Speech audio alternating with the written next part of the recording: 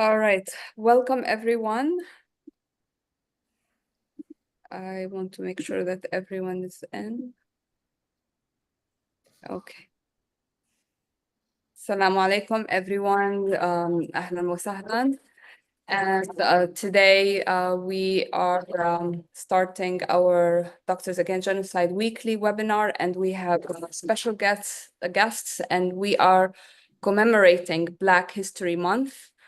And we are also honoring our people in Palestine, and we have many guests from our medical community in Palestine. Welcome, Dr. Wissam, and we're waiting for many others.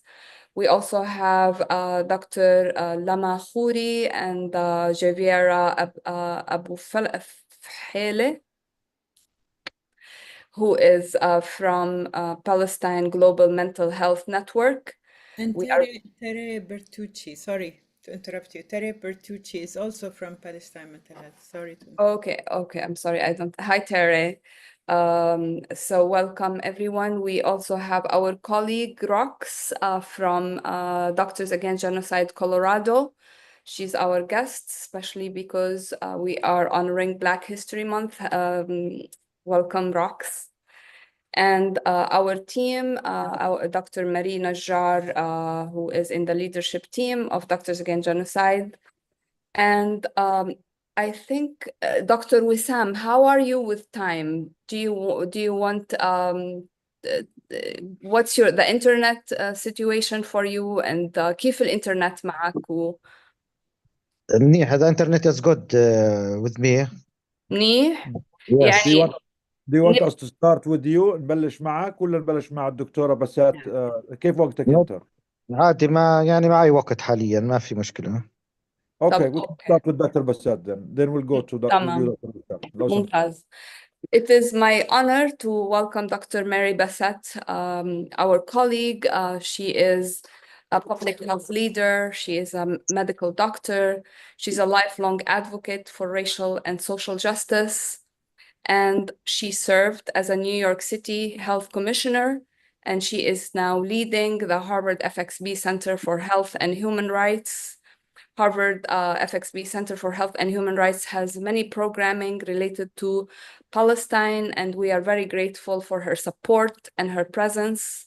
As she said, she offers us a roof at Harvard University to be able to speak up, and she's one of the brave voices who did not shy away from speaking up for our colleagues in Gaza and in Palestine, and advocating for health and advocating for ending genocide. We consider her a doctor against genocide of the first rate.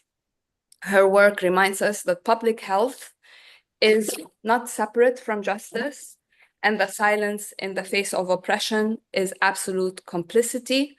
She is our guest for Black History Month, and she will teach us about the intersectionality between our struggles, and I cannot wait to hear her talk to us. Please, Dr. Bassett. First, thanks for that very kind introduction. Let me begin with a disclaimer, which I am required to make under the institutional voice principles of my university, and that is that I speak for myself, and I in no way represent the university. I wanted to talk today about Black History Month. February is Black History Month in the United States. And I wanted to reflect on it and reflect on the ways in which there are resonances, I'm sure, with how you are viewing the current situation in Gaza and the history of African Americans in the United States. But before I get to that, I thought I would just tell you a little bit about Black History Month and also about myself. I came to be interested in history, and one of my messages today is how important understanding history is. History is full of contention, but it's also full of facts, and we need to, we need to learn our history more fully than the history that we're often taught. But my interest in that began with the observation of the health of people I took care of when I was doing my medical training at Harlem Hospital in New York City in the 1980s. At the time, a study would later show a man in Central Harlem was less likely to survive to the age of 65 than a man in Bangladesh, which at the time was one of the poorest countries in the world. So men in Central Harlem in New York City, one of the wealthiest cities in the wealthiest country in the world, had shorter life expectancies. And I have been haunted by that observation all through my working life, which has caused me to learn more history. Another fact is my own personal history. I have a white mother and a black father whose marriage was illegal in the state of Virginia, where my father was from, until 1967.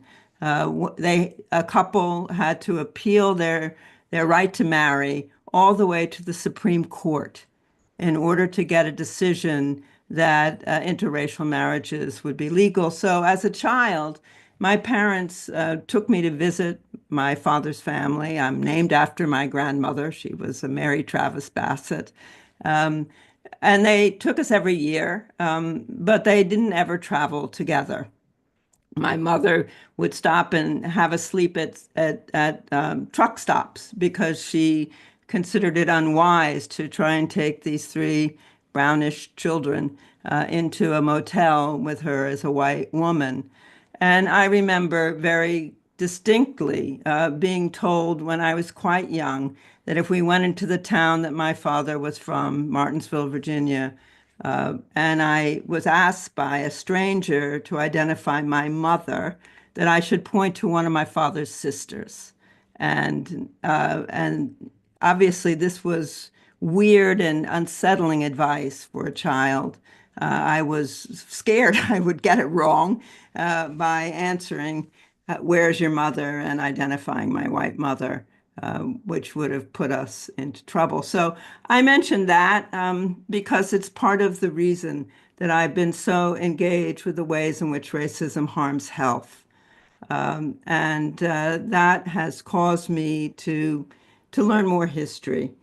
The Black History Month began in 1926. So that's a long time ago. It was first Negro History Week, and then it became in 1970 Negro History Month. We now call it Black History Month or African American Month. And in 1970, Gerald Ford, a U.S. president, had declared it a national event, and it's been embraced ever since. Every year there's a presidential proclamation to say that this will be another year of Black History Month. Now, this year we were not sure what would happen. As you all know, there have been a rash of adverse Supreme Court decisions. Probably critical among them were the overturn of protection of voting rights, the overturn of affirmative action, all enabled by the Trump-appointed Supreme Court justices.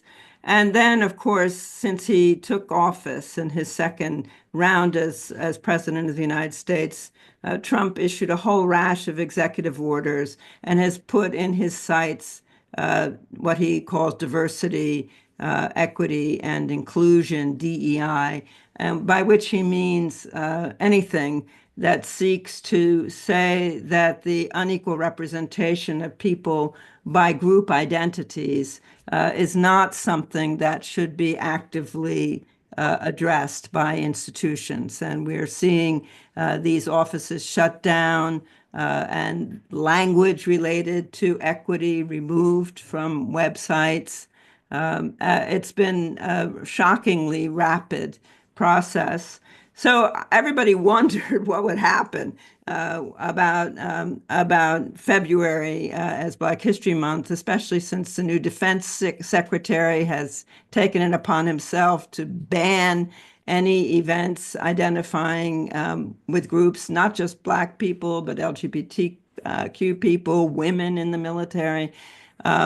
he had been just railing against that a day before Trump did come out with his proclamation. And he did what has always done with Black History Month, is focus on outstanding individuals, and not talk about the various social forces that affect Black advancement or and the achievement of democracy in this country. So he put together the strangest bedfellows. I don't know how much Black history all of you know, but he listed as outstanding individuals Frederick Douglass, with whom I would agree.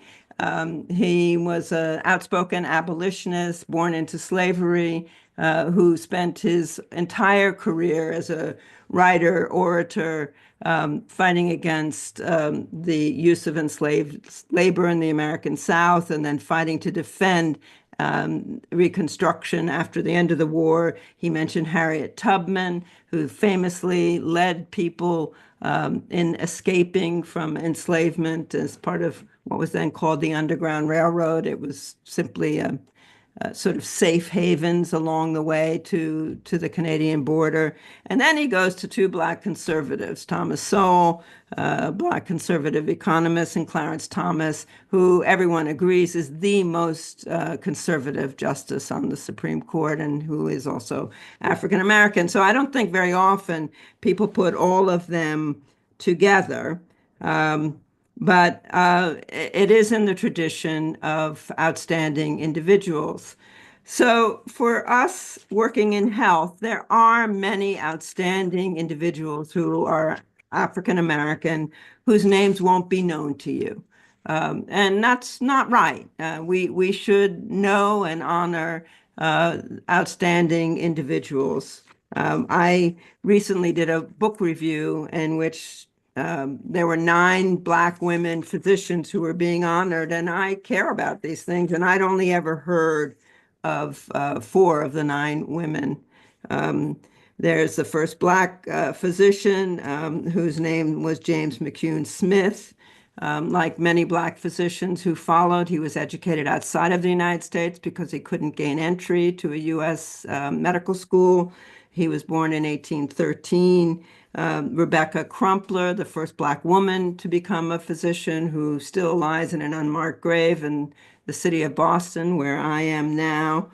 And of course, there are others. In basic scientists, Charles Drew, for example, figured out how to use blood at the battlefield and preserve plasma. So these are names we should know, but many of us don't know. But the condition of Black Americans in the United States is not one that is either due to or solved by the presence or absence of outstanding individuals. Somebody added up how many lives have been lost due to the differential mortality rate between the Black and white populations over the course of the 20th century. And if Blacks had the same mortality rate as whites in the United States, 8.8 million deaths would not have occurred. We would still have living today 8.8 million people. So that's what got me interested in the idea that racism is structural and not related to either great or inadequate people or to individuals. And I've spent a lot of my recent years thinking about structural racism. It is a fact that there hasn't been a single year since vital statistics were collected in the United States when Black people were not sicker and died younger than people in the white population. Not a single year.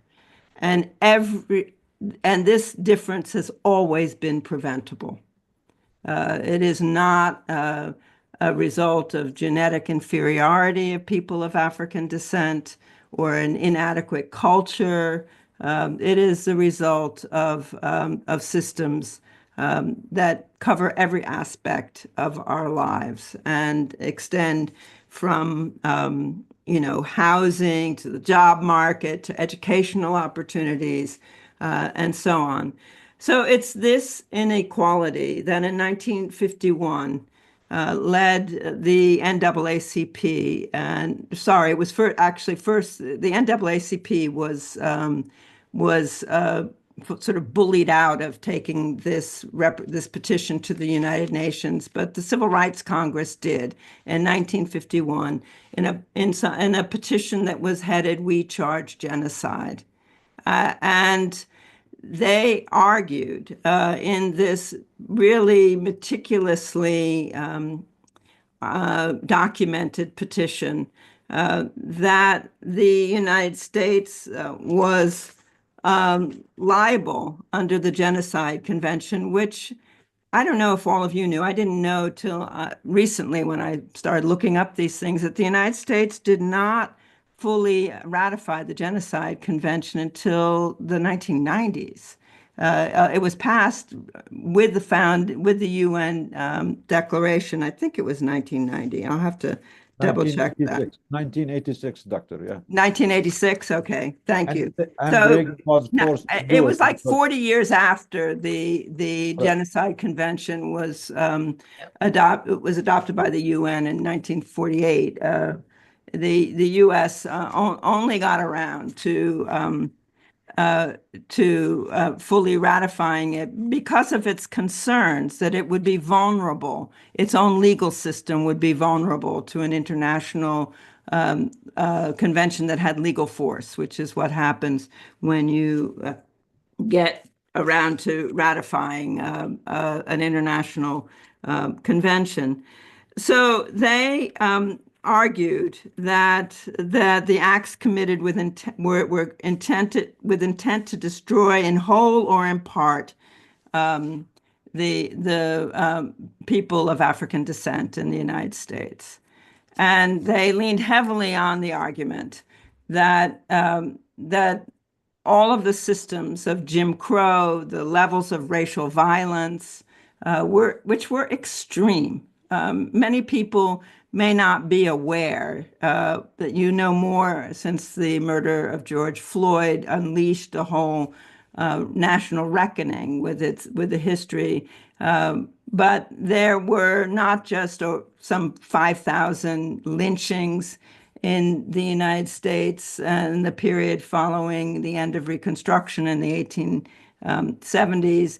There were also attacks on towns, not just Tulsa, Oklahoma, but an attack in North Carolina on the seat of government because there were both Black and white elected officials there. So the levels of racial violence were extreme, but they went on to point out that it's not just the levels of racial violence that constitute genocide, but depriving people of what's needed to have a decent life, depriving people of adequate housing, food, education, access to medical care.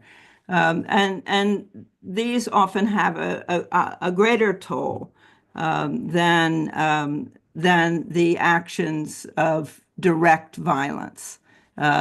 The impact of mass incarceration, for example, is not only on the people who are incarcerated, but on the communities that they leave behind. So the construct of structural racism or systemic racism is now under attack. In fact, we're not supposed to even be talking about racism anymore because we have constitutional protections that make it illegal to discriminate against people.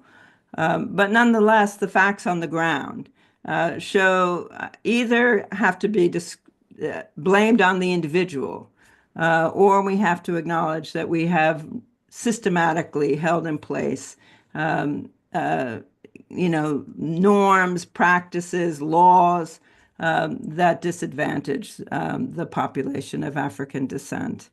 And so there we are. What I want to, I don't want to talk too long, and I can keep going on this, but I do want to highlight the fact that in recent years, Black scholars increasingly have turned to considering the U.S. as a successful settler colony as part of the way to understand the present day.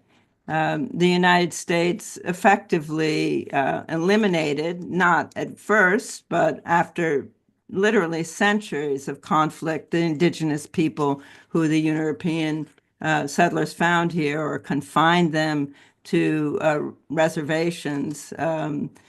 The people of indigenous descent in the United States have the worst health statistics, worse than people of African descent. And then the United States relied on imported enslaved labor to generate its wealth. And in the process of doing that, created the construct of whiteness. In all the conversations about identity, very few people interrogate why we think it's natural to call some people white. And when they came from all over Europe and had many different identities, but when they crossed the Atlantic, they stopped being identified by religion or national origin, and they all became white. And this fits the idea of people who came, created a world for themselves, and left out others. In many ways, what we're seeing today is in defense of that model. And it's becoming extreme in some of the ways that it's being implemented very, very rapidly by the Trump administration. We're all waiting to see what will happen next. So the idea of Black History Month typically is to celebrate some outstanding individuals who deserve celebration. We have one of them at the Harvard Chan School of Public Health, Kizzy Corbett, who invented, with others, the mRNA vaccine for COVID. But more important is to understand the structures that drive the inequalities that we see. It seems to me not surprising that we saw many people who visibly displayed themselves as Palestinian on the streets with the protests against the murder of George Floyd. And we see many people who visibly look of African descent in the streets protesting against the war on Gaza. And I think that these resonances, a systemic approach, an apartheid-like system, and the growing concerns about that genocide is underway and continues for people of African descent, as well as for other peoples in the world, is an important part of Black History Month. I'll just stop there. Thank you so much, Dr. Bassett. And in agreement with you, we celebrate Black History Month, or we honor Black History Month as a call to action to shine the light on the injustices and shine the light on the structural racism that we all need to fight. And we, as Doctors Against Genocide, we identify this as something that affects health, and we need to work against it together. So we appreciate your words, we appreciate your insight, and we are learning from you. And as always, we center the people who are affected. So we appreciate the voices of the Black people who can lead the way and show us how to advocate for them, how to advocate for their rights in the clinic, in the hospital, in the street, in the voting booth. Anywhere we can, we should always lift injustice and protect the vulnerable. And thank you for your words. It's been a pleasure. It's been a pleasure. I could keep going. I mean, when I trained at Harlem Hospital, and we could keep listening. we didn't have all kinds of equipment, for example. So there's been a lot of work on the kind of interpersonal racism that exists in encounters between physicians and people and Black people. But, when I trained at Harlem Hospital, we did not have a CT scanner. And if we wanted to get a CT scan for our patients, we had to get on the telephone and try and get a slot at another hospital, transfer our patient by ambulance, send a doctor with them to accompany them. So, this is what we mean literally by structural. It's not just that all of us raised in a society that has long embraced racist ideas of Black inferiority have to be very vigilant about how we handle ourselves with patients that we may have prejudices against that we're not even aware of. And But minus all that, we simply didn't have the same level of equipment that the much better financed hospitals just miles away had. And that's, I think we can't take our eyes off the importance of supporting health systems. People need medical care, not only housing, food, safe water, we also have, as doctors, a particular role to play in advocating for access to health care. And I'm in public health, and a lot of times we don't do enough of that, in my opinion. No, we do not. Like you said, a lot of the medical conditions that affect the Black community is a result of generational trauma and the history of oppression and the history of denial of basic health care that shows up as chronic diseases, diabetes, hypertension, higher incidence of cancer. And there is the conception or the misconception that these are genetic, while they are not at all genetic, and they're epigenetics, meaning that, environmental factors bring them on. And it is on us to educate ourselves and be very vocal advocates against these structural constitutions that make the life expectancy lower and make Black children less healthy than white children. And, as a pediatrician, I'm extremely aware of that. Well, Thank the interesting thing right now, and then I will shut up, is that it's not working for any racial ethnic group anymore. In the United States, since 2017, life expectancy has flattened and begun to decline. This is really serious, and it's not just for people of Latino, African American, indigenous descent. It's for the white population as well, and it's not just for poor people. It's across the income distribution, except for the very top 1%, and it's not just for, young people, or it's across the age distribution, the disadvantage. So we have in place a system that is now failing to work for the majority of people. And we have to ask ourselves, then, why does Mr. Trump get 77 million votes? If anyone has questions, please put your questions in the questions and answer. If Dr. Bassett is kind enough to stay I'll with us. stay, yes. Perfect. So we will have the chance to ask her some questions. Nidal? Yeah, thank you, Karama. Thank you, Dr. Bassett. We're really honored to have you here. You are a living proof that Black and African American people can achieve as much as anyone else, if not more. And unfortunately, the system of oppression, and we know that our brothers and sisters in the African American community have endured the most, along with the native people, at the at the hands of the white supremacist ideology that established this country, and that the oppression against the Black community continues to this day.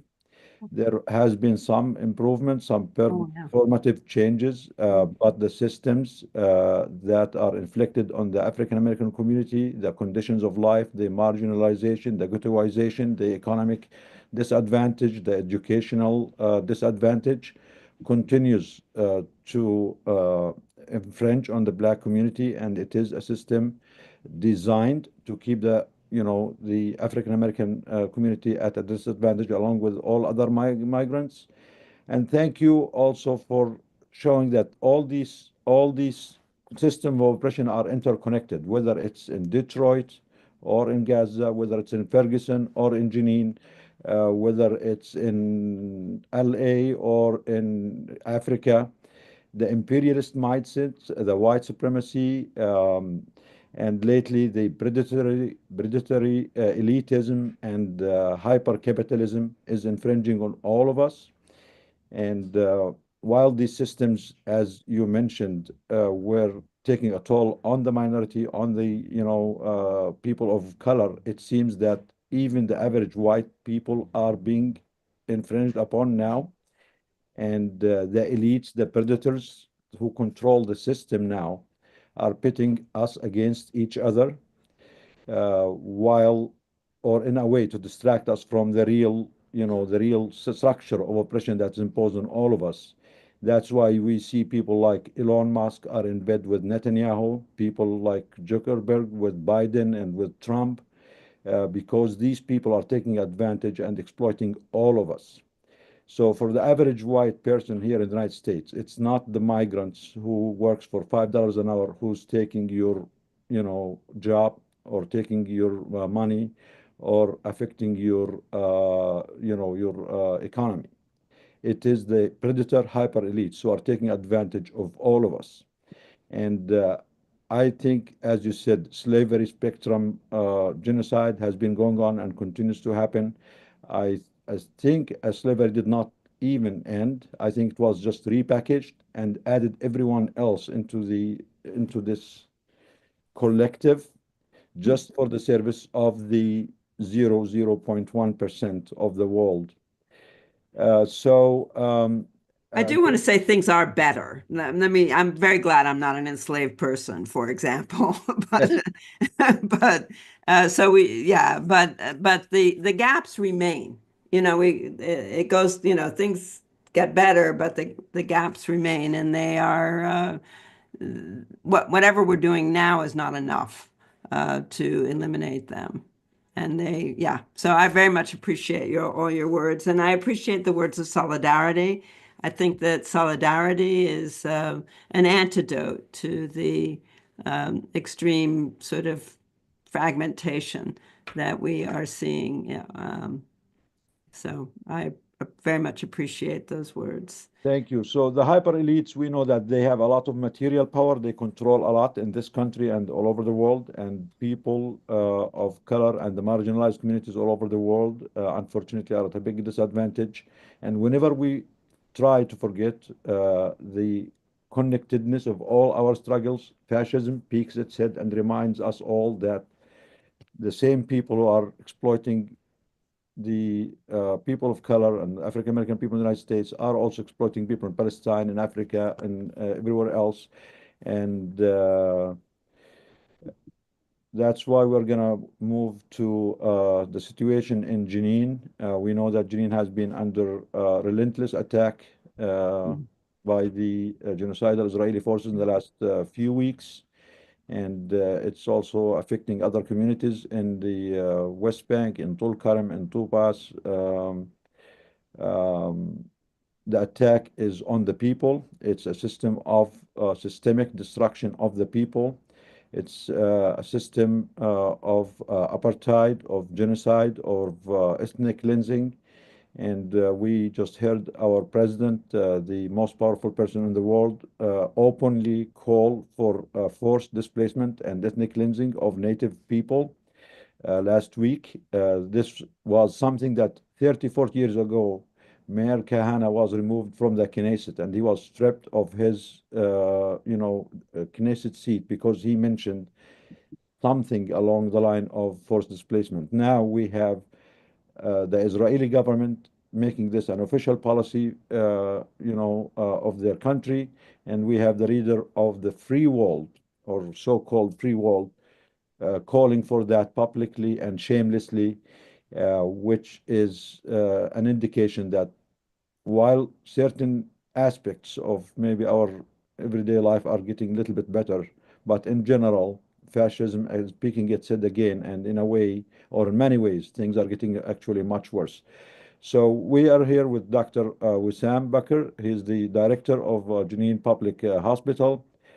He will share with us what is happening in Jenin in the last few weeks, the attack on the refugee camps, the refugees, those some refugees who were expelled from their homes in 48, and they have been living in miserable conditions for the last, 6, 7 decades. And even despite all of this, Israel is not letting them alone. It's following them into their refugees and bombing them, destroying those small, miserable homes that they managed to build, and attacking healthcare workers, attacking hospitals, killing doctors, killing nurses. Dr. Wissam, ahla wa sahla. You are welcome Hello, to have you here. Please tell us what do you want to share about the situation in Jenin? welcome everybody. First of all, I want to say thank you for Dr. Bassett for the information talked about the discrimination in United States between the white and the black, and really there is some new information for me, because we think that the discrimination is not for this much, but really the same person that control the United States, they are the same person control the condition in the Middle East now. So it is, I will not be surprised when Mr. Trump and Netanyahu, the two criminal, have the same idea and the same thinking in dealing with us in Palestine.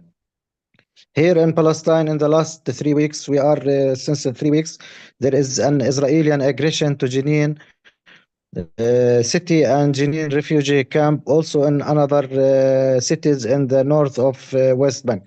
In Jenin, the condition is so bad. There is massive destruction of the infrastructure of the city and refugee camp.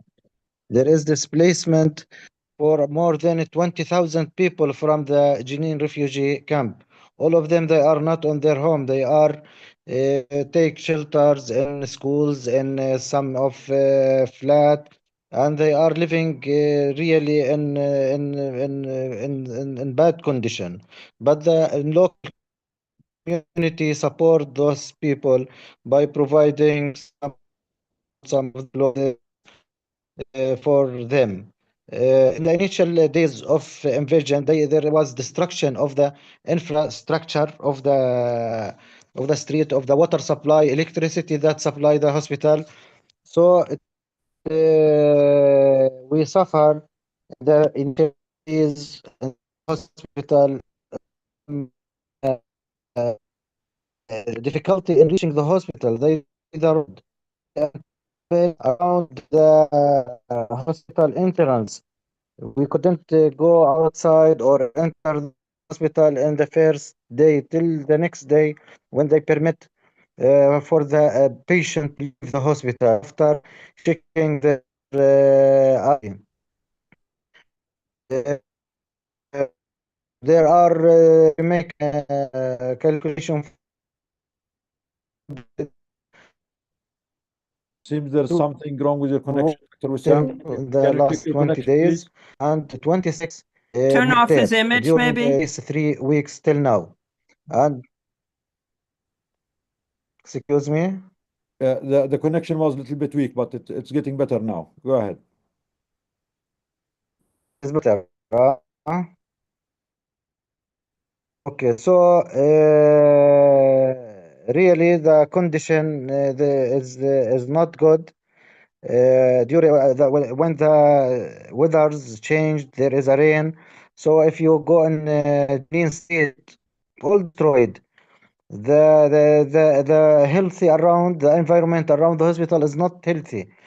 When we came and entered to the hospital, the dirty street also will affect the situation inside the hospital. You should know that Jenin Governmental Hospital, it is the only governmental hospital in Jenin government. It provide the medical services for about more than 300,000 population. So most of those are they lack the medical services during this invasion, including renal dialysis patient, including chemotherapy, oncology patient that need chemotherapy sessions. So the people in Jenin, they are suffering from lack of medical services due to closure of the main government hospital. Also, the education stopped since 3 weeks.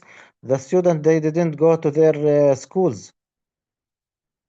And the same mentality that Dr. Bassett talked about the United States administration.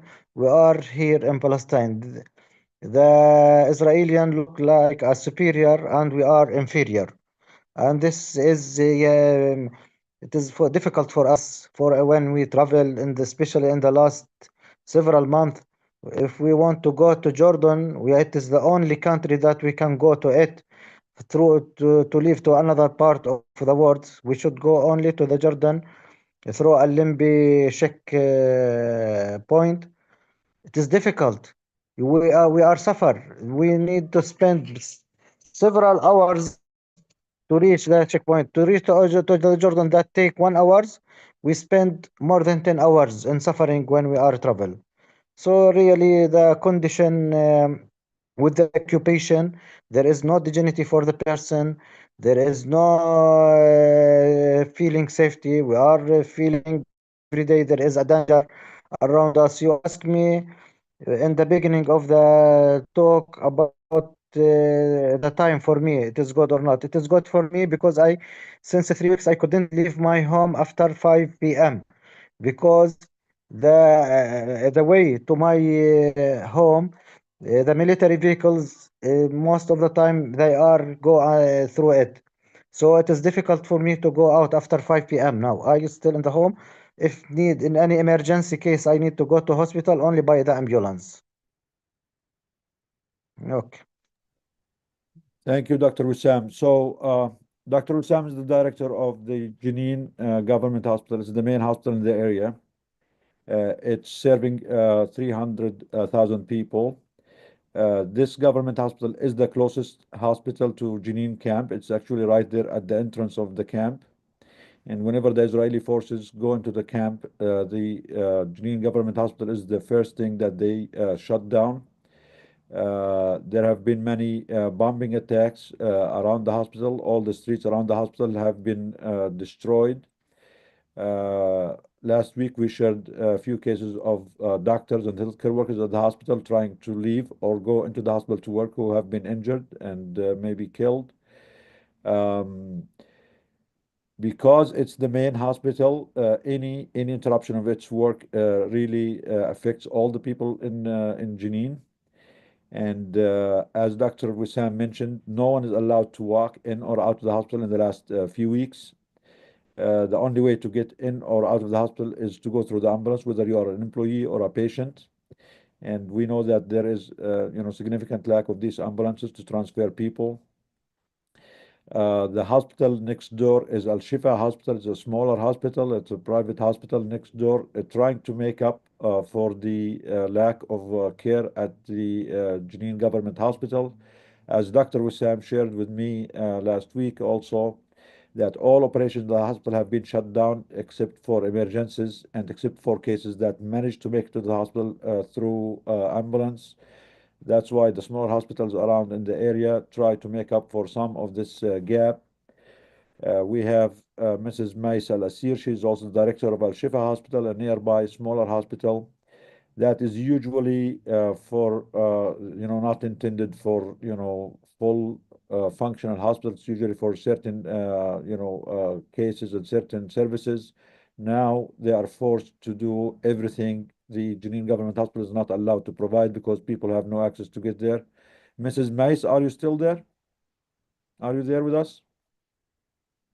Mais? Okay. I mean, hopefully she will join us soon. Dr. Wissam, can patients go in or out of the hospital without having, being in an ambulance? And how much of your services have been affected in the last few weeks? Really, in the first few days or in the first 2 weeks, the only way to enter the hospital only through the ambulance. We couldn't reach the hospital by our cars or walking. In the last 1 week, they removed the fixed point checkpoint near the hospital to another area. that allow to us to enter the hospital by our vehicles, but till now there is no more safety for our staff to declare for them that the way to the hospital is so safe, or it is because the military vehicles still go through through the road in front of the hospital. So it is we can consume it as a military road, military way. So it is not so safe.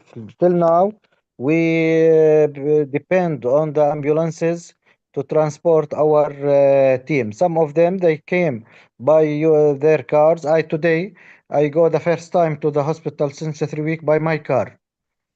In spite the road is so distracted. I will send you after the ending of this interview a video since that I take it at morning of this day. But I try because I need to make the staff to feel that the condition is safe and to elevate their fare for the staff.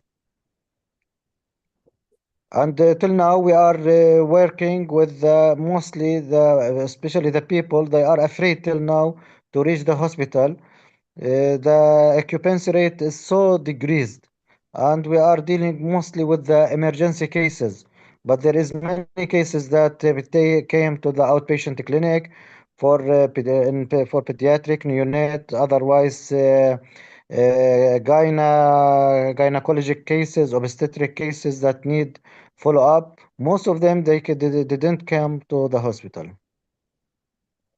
So basically, you are just able to do the most basic and the most urgent cases, but no elective work or outpatient clinics, and people have no access to this. And we know that since then, since they started this massive destruction campaign in Jenin, their campaign expanded into nearby cities in Jenin, in Tulkarm, in Nablus area. And unfortunately, this, as we mentioned before, genocidal forces, they don't stop if they don't find someone to stop them. They feel that they are entitled to what they do, and they feel that what they do is the right thing because they don't see other humans as equal. They don't see other lives as equal. The only thing that counts in the world is, their safety, their existence, their supremacy, and their privilege, even if this comes at the expense of destroying all nations, other nations, exploiting them, expelling them, killing their children, their women, their doctors, their healthcare workers. Anyone has questions for Dr. Wissam? Are you with us, Mais? Mais, Mrs. Lasir, are you with us? Okay. Anyone has a question for Dr. Wissam? Maybe we can bring Dr. Muhammad so he can talk to us about. Yes. Now we're honored to have Dr. Muhammad Kuzais. He's a doctor against genocide, DAG Colorado chapter. He just came back from Gaza. We really honored to have him back, and we are really grateful to his service, to his sacrifice. Dr. Muhammad just came from Gaza last week. He was there on a mission with Rahma Worldwide and a group of doctors. He actually witnessed historical events there. When he was there after the first week, I think the ceasefire started. So he and his friend thought, oh, this is great, let's celebrate this. Only to learn that when their mission, the 2-week mission, was about to end and they were ready to leave and go back to the United States, they were refused to leave by the Israeli forces, and they were stuck there for a few days. But luckily, he's here with us. We are, happy for his safety. We're grateful for his sacrifice. Dr. Muhammad, go ahead, share with us your experience. Hey, hello, assalamu alaikum to everybody.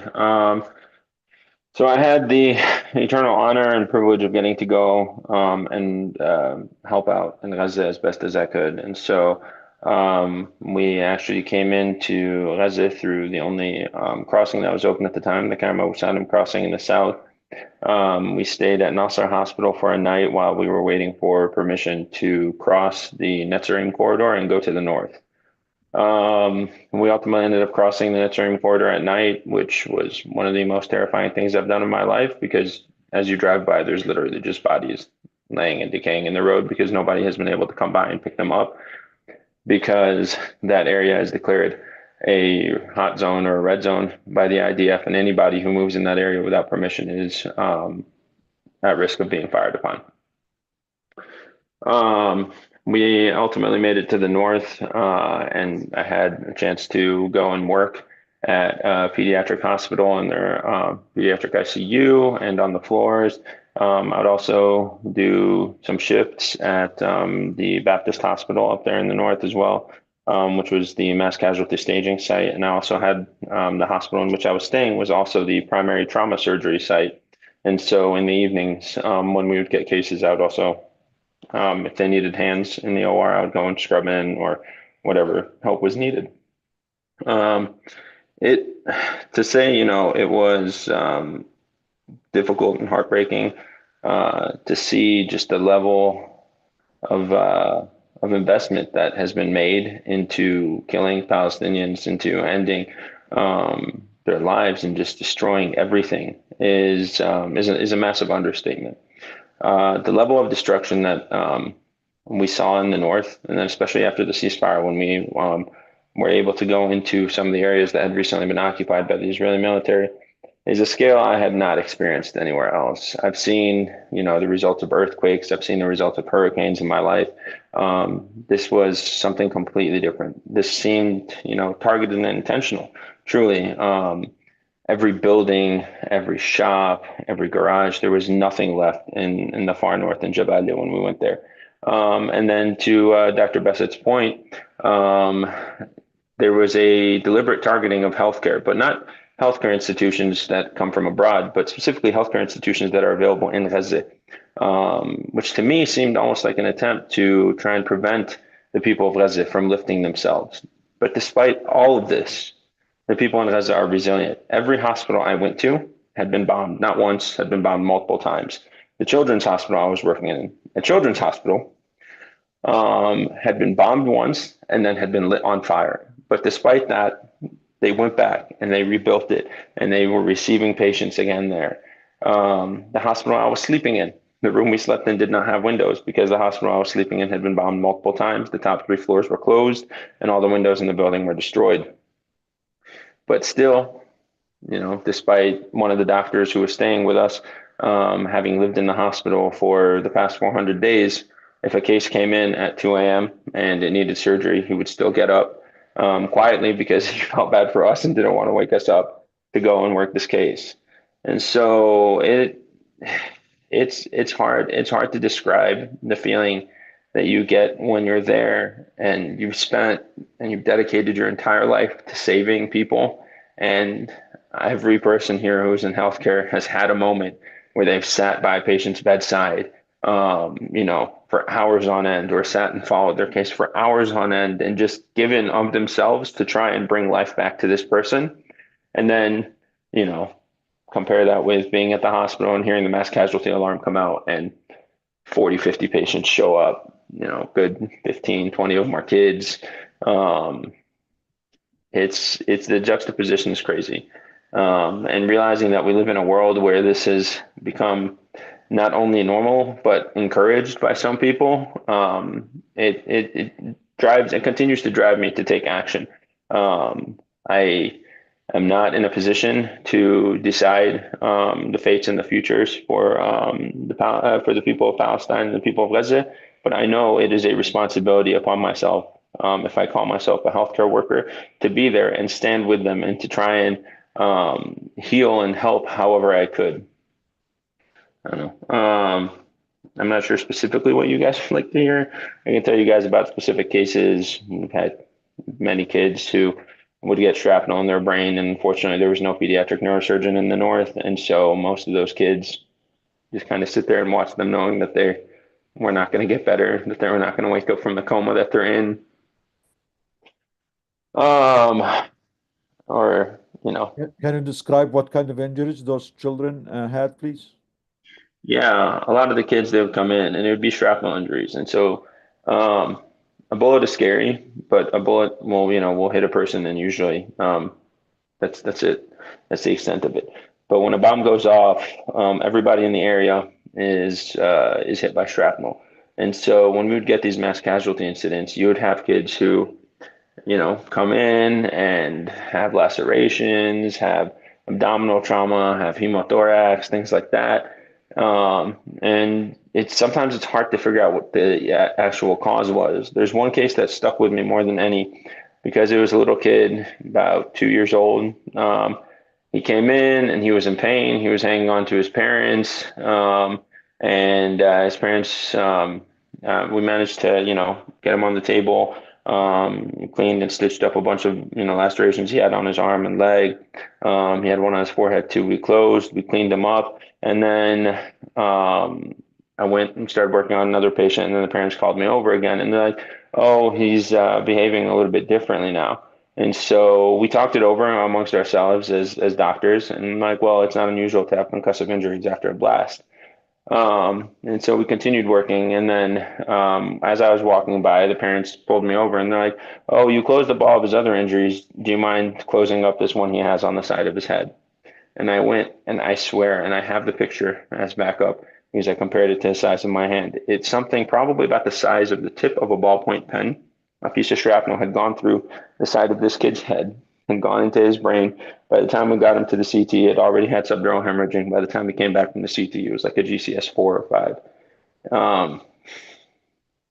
And there's nothing we can do. You sit there feeling powerless. But I was, I don't know, I was impressed with the level of like care and conviction that the people in Gaza have, because I went there and I was expecting to just sit there and cry and just we're all going to sit and cry together. The people there know that what they're going through is a genocide. People there know that what they're going through is a crime against humanity, is a war crime, and they have not accepted it, but they've learned to live with it, learn to deal with it. And so, they hold their children very close. If you see somebody you haven't seen in a while, you take the time to tell them you love them and how important they are in your life, because you may not see them again. I saw a child who had just something about the size of a quarter, a piece of shrapnel that went through his back, tore his diaphragm, destroyed his spleen, destroyed most of his pancreas, destroyed his small intestine, and his colon. He ended up with a colostomy. Large section of his small bowel was resected. But that kid was lucky. He ultimately survived. And while he's forever changed, he still has his brain. His brain is intact. We took care of a girl in the PICU who had 2 small shrapnel injuries. One of them had gone through and torn her trachea and her esophagus. And so the ENT who was with us ended up resecting 3 of her tracheal rings, putting in a very large endotracheal tube because she had a massive tear in the trachea, and they didn't feel comfortable closing it. And then during the CT imaging, we found a very small piece of shrapnel that had gone into her brain. And so this child also began to seize and had to be sedated for a while. And even when she was brought to, she's not neurologically normal, but we're lucky in that I hate saying this, we're lucky in that she's an 8-month-old baby. And so they tend to have better neurological outcomes than others. I don't know, 11-year-old boy lived his entire life normal, got a C3 transection from a piece of shrapnel. So, despite us having seen, because I saw a kid who had a clear bullet wound in his back that was millimeters away from his spinal cord.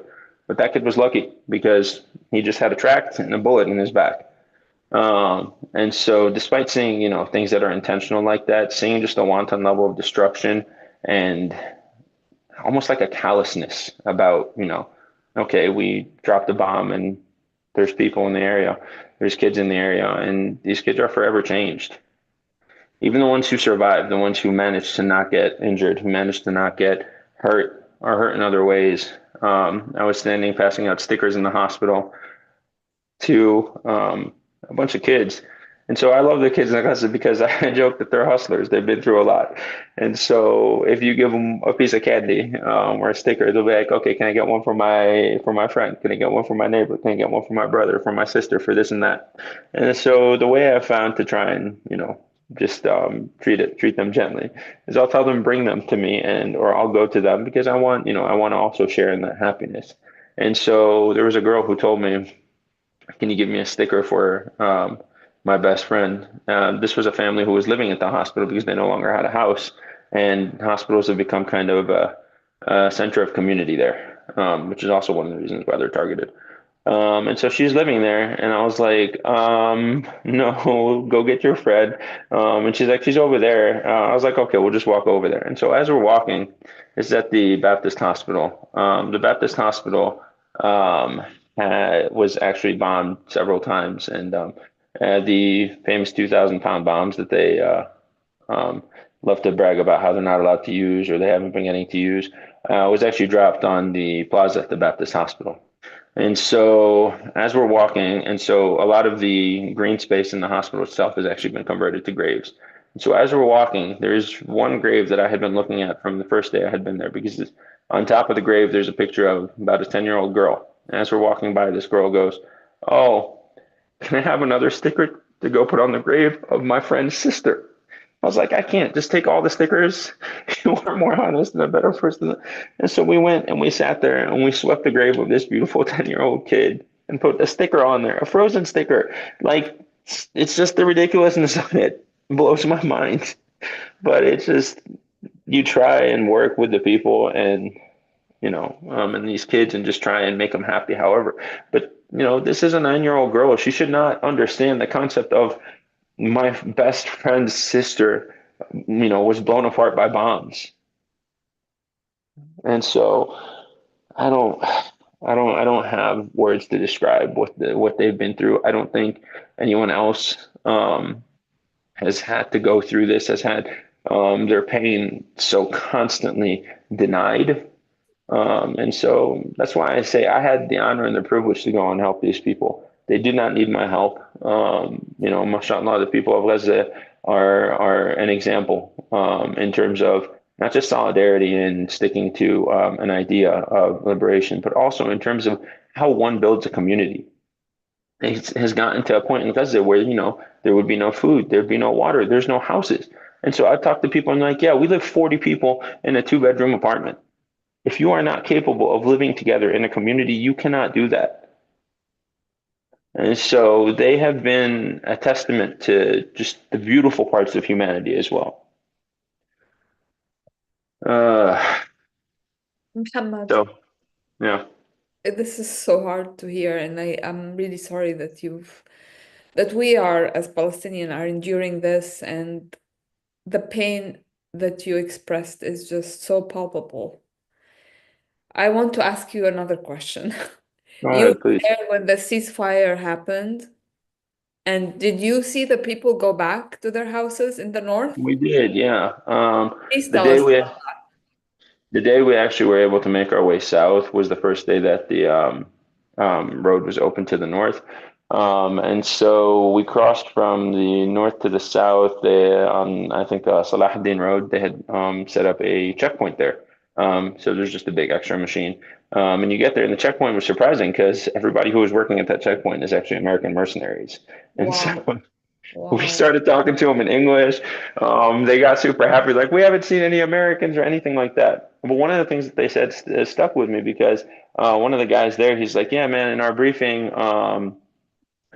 they said that the Palestinians are going to hate us, but like everybody's just been giving me high fives and everybody's just been so happy and ecstatic. And, people to some degree knew what they were coming to. They knew that they were going to get there and 9 times out of 10, their house is not going to be standing anymore.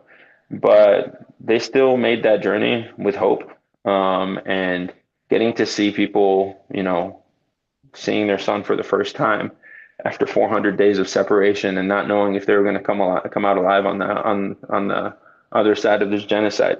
It was beautiful. You can feel the love that exists between everyone else, and then also just the sheer amount of people who were trying to get back home, who were trying to get back to what they used to have. It's a scale I've never seen before. The the best way to describe it is, I don't know if anybody here has been to Hajj or Umrah or anything like that, but we're literally seeing hundreds of thousands of people in one road, just all waiting, trying to get through. And it's frustrating, but they're still deep down happy. And you'd see people with injuries trying to walk. You'd see people with completely destroyed cars that are clear that they've been bombed or struck before. And despite all that, they're still pack up their entire lives and are trying to make that journey north. And we're talking a journey of like maybe at most 4 or 5 kilometers. But for the people who were going from the south to the north, it took hours. We were going the opposite direction of traffic, and so it still took us a while. It still took us about 2 hours to make the journey, and we had to go down and actually try and move some of the cars over to the side so that we could bring the bus in on the road, because it's not a road; it's like a dirt path that they've built and fashioned in a way so that it is advantageous militarily if they ever do anything in that area. Yeah.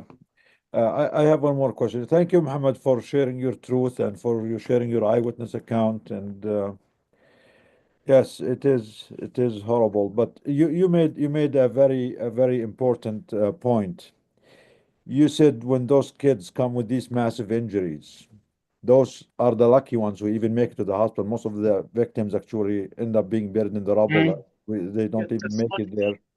And it seems you mentioned significant number of children's there also, the victims. It seems children are kind of, a significant, numbers being,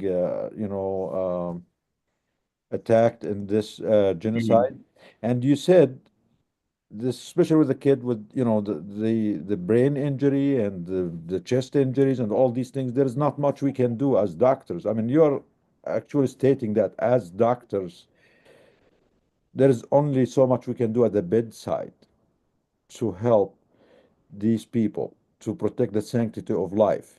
This means that no amount of bedside care is enough in the face of genocide. We need to use our voice, our leverage, our influence to stop these crimes, to enforce Absolutely. conflict resolutions peacefully before they escalate into this level.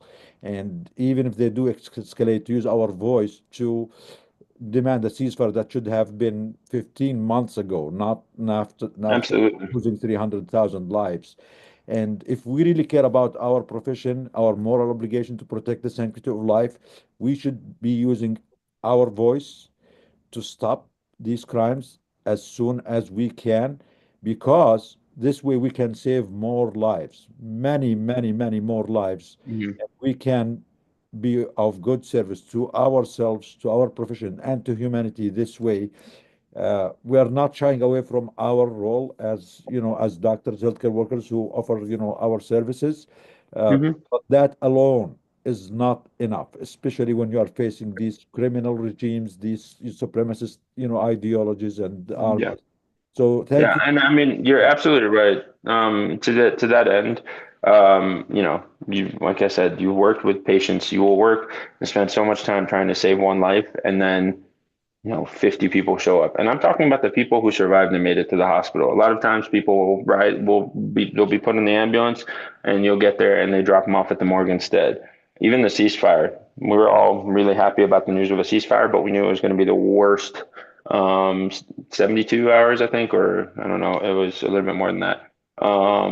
In all the time that we had faced. The night that the worst bombing happened was the night that they declared the ceasefire, and that night we probably had about 60 martyrs at the hospital show up. And like you're saying, I have pictures of babies, literal babies, who are wrapped in martyr shrouds because they were pulled out from the rubble, and there's still thousands underneath the rubble. I've spoken to doctors, to nurses, to people on the street, and many of them will tell me, "Oh, I still have so and so who's buried under our house. I was not able to get them out." How long ago was this? Oh, this was 8 months ago, 9 months ago. The first day that the ceasefire actually went into effect, I helped unload a family of 7 from the back of a truck who had been sitting under their house for about 3 months. It's just, yeah, there's no solution. Like healthcare can help put a band-aid on the situation. In even that little band-aid is very much targeted. The entire north of Gaza had one CT machine. When Dr. Bassett was talking about loading up patients into the back of an ambulance to take them to a CT, we did that. We did that regularly. And so healthcare is a bandage, but it's not going to stop the hemorrhage. Stopping the hemorrhage is stopping this genocide. It's taking a stance like you and Dr. Kram have taken. And happy to be a part of it. You know, So, add to all that the hospitals not are completely destroyed and the humanitarian aid is not allowed and the medical mission, half of them are banned. So even if we say, okay, the healthcare system maybe can help, it is completely restricted. Only, a tiny Yeah. stream of medical supplies, tiny stream of medical help is available to complete this 100% genocide. So a lot of people are saying, what are we going to do? What should we do? The first thing is to organize, to speak up, to push this topic. It is a medical emergency. It is not something that we doctors should just turn our eyes away from. This is exactly what we need to be talking about day and night. And I don't care what any other institution or what any society or associations tells us. This is a medical emergency, and all of us need to raise our voices and speak about it in any platform that is available to us. Because after all, we make at least 10% or 15% of the population of any country as medical community, and our voices matter. So silence is not an option. thank you, Karama. Yes, actually, I mean, your eyewitness account is a testament that the Western healthcare institutions, the medical organizations that failed to call for a ceasefire, even calling for a ceasefire to protect life, they already showed that they failed their profession, they failed their mission, they failed their humanity, and they have always been complicit in this genocide. And even when some of us, many people of good conscience in the United States or in the West, to try to speak up against the genocide, at least call for a ceasefire, not to take any political position, just a ceasefire to stop the bleeding. Many of these healthcare workers were sanctioned or their jobs terminated or disciplined in many other ways, which makes these institutions, as we mentioned before, part of this genocide enabling apparatus. The criminals and the bombs, the American bombs, are killing children there, and the apparatus here is silencing those who are trying to expose these crimes. It works hand in hand. This apparatus that enables a genocide, makes all our medical institutions in the West and the United States, the hospitals, the medical schools, the university, the Ivy Leagues, who are sanctioning the people who are speaking against the genocide and demanding a ceasefire. No political position, just stop killing more children. How hard is this? Just to call for stop killing more children, they make this look like you are committing a crime or you are going beyond your role as a doctor, as a human being, as an American, as a Westerner. So thank you, Muhammad. We're glad to have you back, and please, we will talk to you more whenever Alhamdulillah, Yeah. salamtak. Allah Thank Salaam. And Hey, and if any, thank you for humility. Thank you for your humanity. Your testimony is one of the strongest testimonies coming from Gaza that I have ever heard. As a pediatrician, you are everything that a pediatrician should be. I am in gratitude to you. Thank you. thank you so much for your kind words. I very much look up to the work you and Dr. Jabor do. And like I said, I'm honored to get to be a part of it. So yeah, and if anybody, is interested, there's still a need in Gaza. No matter what, even though now there is a ceasefire, there is so much more preventive care that has gone, unaddressed. Psychiatric care is definitely going to be necessary. Long-term rehab. There's, not everything is just emergency care and responding to mass casualties. And we can't leave the people of Gaza to try and rebuild on their own because they will. They don't need us, but it's good for us and to be able to be a part of it. And it's good for anybody in healthcare to experience that, to understand what truly standing by your principles and the oath that you took means. When these doctors and these nurses and ambulance drivers are risking their own lives to protect patients, that is what our students, that is what our healthcare institutions are supposed to be like. We've unfortunately gone very far away from that. I appreciate you all. Thank you so much. Thank you. May I ask a question that I kind of, first of all, I feel so humbled to listen to you, Mohammed, and feel frankly a bit awkward to analogize the suffering of people of African descent in the United States. I mean, I'm really talking over centuries, and you're talking over weeks, and the intensity and intention is anyway what the Israeli government always says is that they're targeting these locations that should be protected under humanitarian, international humanitarian and human rights law, meaning hospitals, schools, water treatment plants and sewage facilities, because these are in fact military targets. I have never seen any evidence of that, except, I mean, of course, if anybody who's injured, regardless of their status as a civilian or combatant, is entitled to medical care. But they're saying that these are all targets. I've been criticized for failing to ask this question. So since I'm in a friendly group, let me ask it here. Sure. First of all, at least speaking with the Department of Health, there's about 32 hospitals in Gaza prior to the war. By the time I got to the north, there was only 3 left. And so it would be a massive undertaking to militarize every one of those hospitals. The other point, the other aspect of it is when you question the idea that a hospital becomes a military target, you have to look at the kind of response that comes of that. Going into a hospital and arresting combatants and all that, irrespective of my own views that this is wrong, because as healthcare workers, I completely agree with you. Every single person is entitled to healthcare, and the oath that we took clearly has a line that you do not make a distinction between, combatants and non-combatants when they're not in active combat. Even enemy combatants still deserve healthcare treatment. That's a whole other thing. But if you are claiming, as you say, that is your goal, there is no reason to burn a dialysis center to the ground. There is no reason to burn a pediatric hospital. Kamal Adwan Hospital, where Dr. Hussam Abu Safia spent his last days before being taken hostage by the Israeli military. Kamal Adwan Hospital, and I'm happy to share it with the DAG group, was actually a children's hospital before the war. I walked through that children's ward that had been lit on fire. That is not, we are trying to approach combatants. No, that is an intentional assault on healthcare facilities within Gaza. That is an intentional assault on the well-being of the people of Gaza. You can say all you want that we had to shell because there was missiles coming from there and all that stuff, and then we had to invade.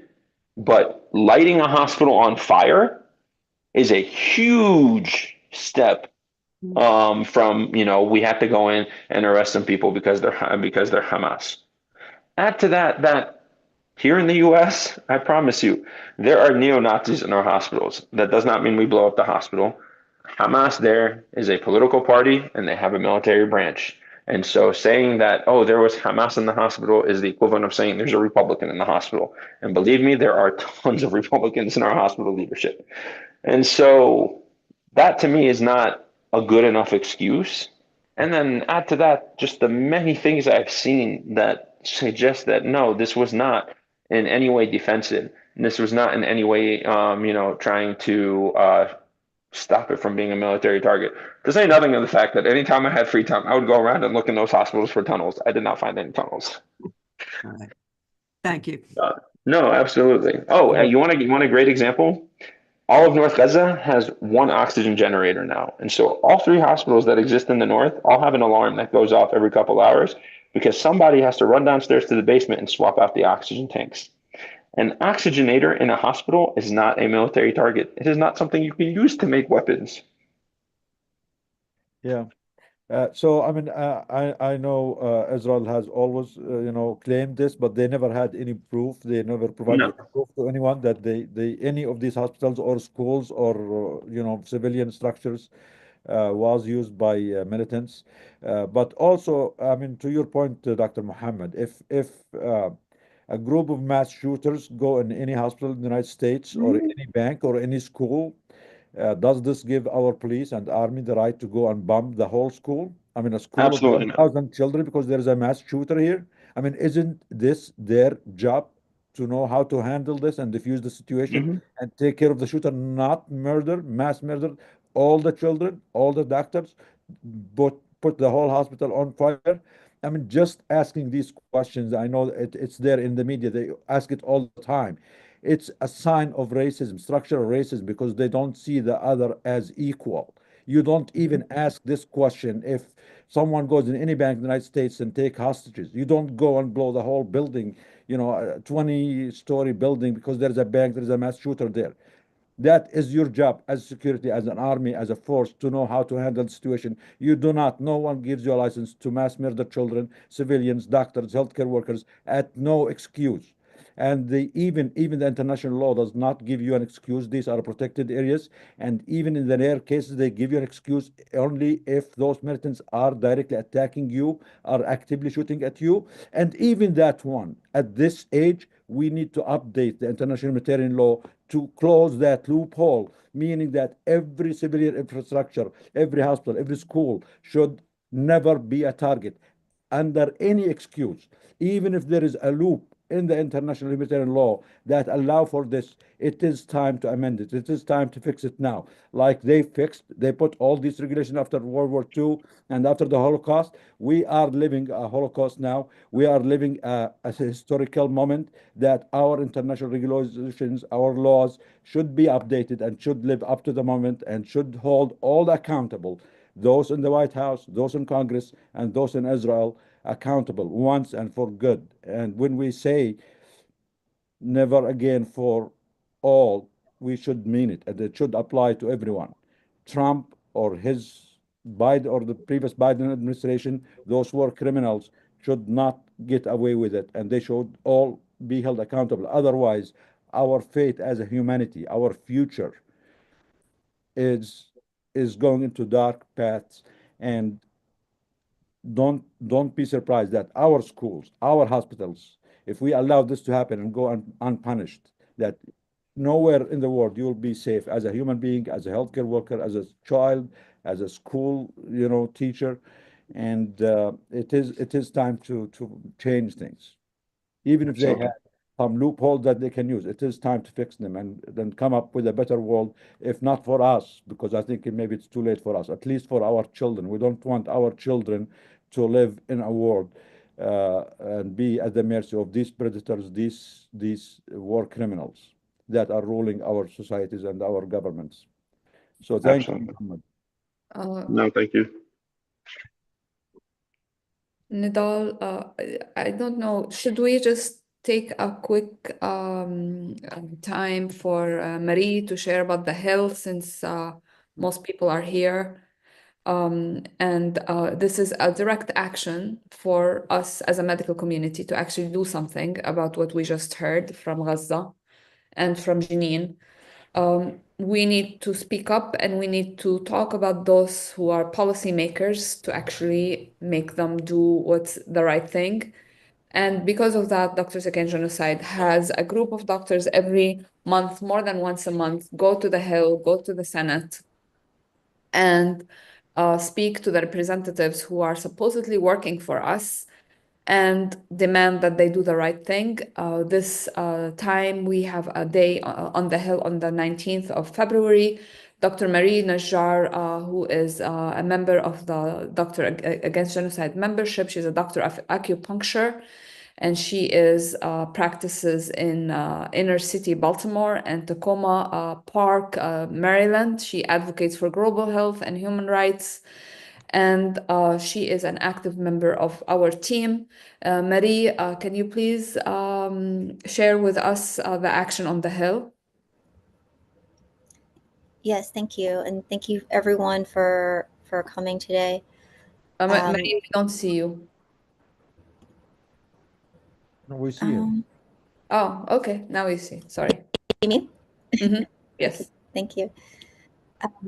So we actually have a couple Hill dates scheduled. One is for February 19th and the other one is for March 12th.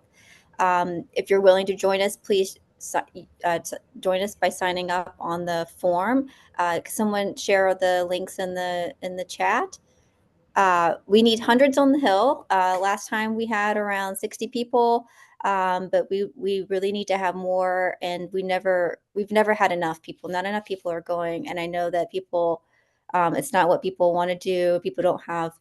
They have a lot of things that they need to do. They're very busy, and people depend on us as healthcare workers, doing our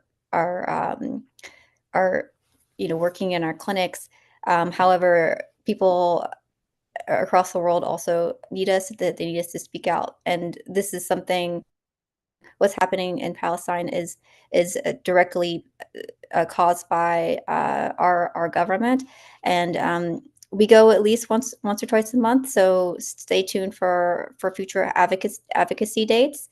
And then for the 19th, we're also joined by some other organizations on the Hill.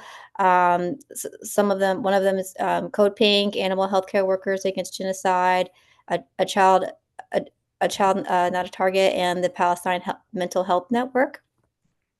On the 19th, we're continuing to focus on Dr. Abu Safia, who's been detained since December 27th, and other healthcare workers who have been held without charge, and to restore UNRWA. We have a target list of around 60 offices in the Senate, and we intend to visit them all, either as walk-ins, and we also have some meetings scheduled. There's a couple legislations that are coming through in the House and the Senate that we're asking people to vote a specific way, and we're also collecting data for our advocacy efforts about healthcare workers experiencing backlash and communicating about the genocide in Palestine. And if you've experienced this backlash, workplace harassment, termination for speaking out against the genocide in Palestine and advocating for Palestinian human rights, please fill out the form. You can find that in the chat as well. We previously have gone on the Hill with this specific issue, and we've brought some people who were able to join us and share their personal testimonials. So if you'd like to do that, you can let us know. And if you can join us on Wednesday, February 19th, and our other dates, we also have an automated letter that is linked in the chat that you could send automated emails to your representatives in the House and the Senate in regards to Dr. Abu Safia and the other healthcare workers. And we intend to have some automated letters coming soon for the legislation that is being voted on. And if you haven't already become a member of Doctors Against Genocide in a formal way, please do so, because it really helps our advocacy. Strength is in numbers, and it's really powerful to have a professional community coming together, and it's one of the best ways to have an impact. And when we go on the Hill, we're able to say that we have X number of people and this state, and that's really important to a lot of the offices. They value their constituents the most. So if we can show that we have many constituents in their state, that is really powerful. And also by yes. How can people become members? Oh, you could find the link. Was the link shared in the chat? Yeah. Mm-hmm. Yeah. So they could join. It's the first link. So they could join our coalition with the first link, and then the second link that you'll see in the chat, you can sign up for either one of our upcoming Hill days. مرحبا. أهلا ميسا. اهلا ميسة، كيفك؟ أخيرا أخيرا أخيرا. ممكن نغلبك تستنيني بس 5 دقائق، هلا بجي معك بنخلص من دكتورة مارين نجار لو سمحتي. أوكي، أنا معكم أنا معكم. هلا وسهلا. ثانك يو.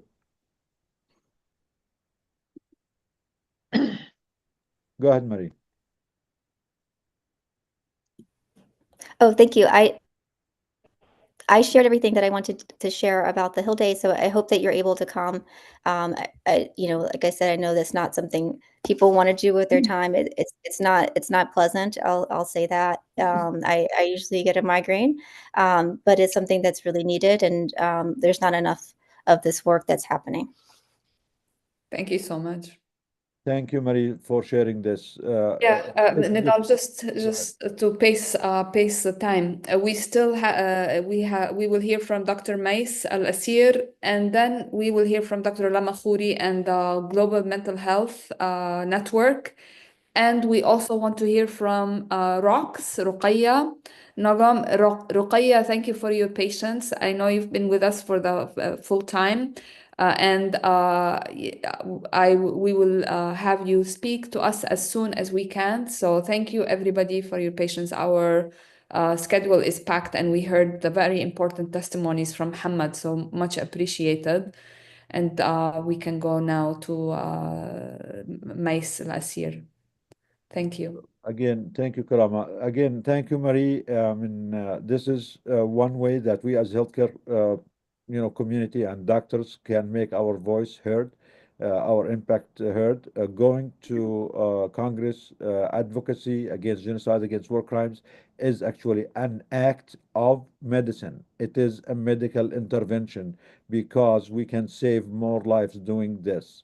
So please, if you care about your career, if you really respect your oath, if you respect yourself as a human being who respects and really means their oath to protect the sanctity of life, please join us, join Doctors Against Genocide, join our visits, share with us any other ideas, any other suggestions that we as healthcare community can truly live up to our oath and moral obligation to protect the sanctity of life.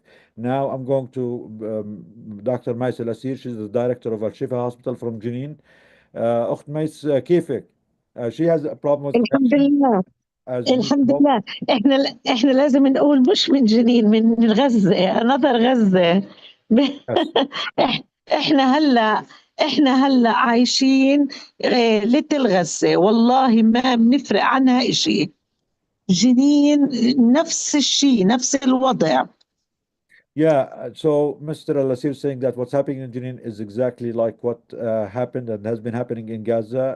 Genocidal forces who have complete disregard for human life and complete dehumanization of the Palestinians. They are using the same tactics. They are the same soldiers, the same generals, the same manuscript that kills and destroyed Gaza is doing the same thing in the West Bank, in Jenin and Tulkarm and other places too. تفضل يا أخت ميس. دكتور، شوارع مكسرة، بيوت مهدمة. أنا الشارع اللي عنا، اللي فيه المستشفى تبعنا، اللي بوصل لمستشفى الأمل، مستشفى الحكومي، المخيم فيش حدا بمرقه. يعني خراب بيت من كل النواحي، من كل النواحي. So Dr. Al-Asir is saying that they destroyed all the streets, the civilian infrastructure in the area. There is massive destruction of homes, of houses, forced displacement. In Jenin camp alone, 20,000 people have been forced out of their homes. In Tulkarm and Tubas and Tammun, another 20,000 people have been displaced. These things we would never have heard about them before the situation in Gaza, but once the genocidal people got comfort that they can get away with genocide in Gaza, they are continuing this campaign now without even trying to hide it in the West Bank, and they will do it in other countries also. We know that they did it in Lebanon, and they will continue these genocidal crimes as long as they face no consequences, no sanctions, no arms embargo, and that the world community is allowing them to do so. Go ahead, Mace. دكتورة هم عم بيحاولوا يوصلوا لنا إنه إحنا نزهق ونهاجر. يعني أنا مثلا أنا عايشة أنا وجوزي ولادي كلهم بتخصصوا طب بالخارج. أنا بيحاولوا دائما هاي النفسيات الناس اللي ما إلها يعني بتعرف المحايدة يوصلوها لدرجة إنه تسكر مؤسساتها، تسكر جمعياتها، تسكر كل إشي وتهاجر برا البلد. فصدقني المضايقات اللي بيعملوها بس هدفها إنه إحنا نترك البلد ونهاجر. So she's saying that this campaign is intended to kill as many Palestinians as possible and to force the remaining ones to flee their land, their country, and their homes, destroy their livelihoods, their hospital, their schools, their structures, their homes. This is all a designed and calculated campaign of genocide, forced displacement, and ethnic cleansing. تفضلي. هم ما بيعرفوا انه هاي الاشياء بتخلينا نتمسك بحياتنا في بلادنا اكثر. يعني انا هلا والله يا دكتور انا بحمل الجنسيه الامريكيه وانا بقدر اطلع اسافر على امريكا اي وقت، بس صدقني كل ما زاد الضغط كل ما تمسكنا في بيوتنا وكل ما تمسكنا في مشاريعنا وفي بلادنا اكثر. والله يا دكتور مستشفاي في الغرف بدل ما هي فيها مرضى بسبب الاوضاع المرضى ما بيقدروا يجوا فيها ناس من المخيم ما إلهم مكان يروحوا، فأنا مستضيفتهم عندي في مستشفى الشفاء بجنين.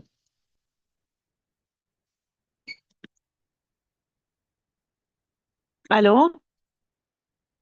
So Dr. Mais is saying that those colonizers fail to understand the rootedness of the native people, whether they are in Palestine, whether they are in the United States or anywhere else. The colonizers deal with this, with the life of the other as something like a transaction, and they can just push them around right and left without any consequences. But the native people are rooted in their lands. They have deep roots in their lands, and they will sacrifice. They will do whatever. They will survive any injustice rather than give up their roots, their lands that they grew up in. تفضلي. والله يا دكتور يعني احنا هلا عايشين، يعني قديش صار عمرنا لاول مره احنا وضعنا هيك بيكون إيه زي يعني احنا يعني مهجرين. يعني الناس اللي مارقه بالشارع ما إلها مكان تروحه، الشوارع المكسره، المحلات المسكره اللي ما إلها، يعني حتى لو فتحت المحلات لمين بدها تفتح؟ الناس معهاش مصاري تشتري. فاحنا وصلنا لوضع فعلا من أسوأ الأوضاع اللي ممكن نوصلها، وإن شاء الله إنها توقف على هيك ما يصيرش إشي أسوأ من هيك. So Dr. Lasir saying the situation is very hard. It's they're making life terrible for the natives. They are making the natives feel strangers in their native lands. You're talking about newcomers from Russia, from Ukraine, from Europe, who are coming there to colonize and terrorize the native people, and claiming that they do have the ownership to this land, and they want to get rid of the natives. Of course, the situation in Jenin hospitals especially is very dire, and they will need a lot of help. We actually started a fundraiser for Jenin hospitals. We're gonna share it in the links. Please, anyone who wants to help support our people in the West Bank and Jenin neighboring areas, you can donate in the link that we're gonna share in the chat, and also we'll share it on our website soon. Some of these hospitals, whether it's in Gaza or in the West Bank, they have already been suffering a lot of restrictions, a lot of limitations by the occupation, by the siege, and now this campaign is pushing them over the edge and giving many of these institutions, a final, a final damage that is making many of these institutions, their survivability is on the line. It is up to all of us to join our voices, to advocate, to stop these crimes, and also to try to donate and to support these institutions as much as we can. حلو طبعا لازم والله لازم، إن شاء لأنه الله. فعلا الوضع بتدهور عماله. So inshallah, we're going to share these links, Dr. Mais, إن شاء الله and إن شاء soon, الله every week, we'll keep you updated about the situation. Uh, أكيد أكيد. so thank you. Stay safe and stay strong. We're all with you. Thank you. Yes, we only Thank have you. ourselves, the people who are, أكيد. people of conscience all over the world. We only have ourselves to support each other against those, genocidal and war criminal regimes. Mm. I'm gonna now go to Rukaya. Rukaya is our colleague from Colorado Doctors Against Genocide chapter to share with us, something about her activism, something about the celebration of the Black History Month.